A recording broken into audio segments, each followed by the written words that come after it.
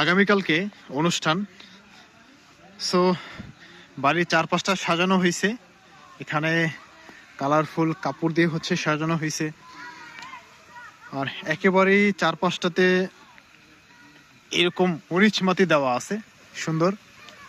আর এখন যাচ্ছি পুকুর পাড়ে আমাদের এখানে। এই যে দেখেন, এটা হচ্ছে পুকুর পাড়ে যে বসার যে ছাউনিটা,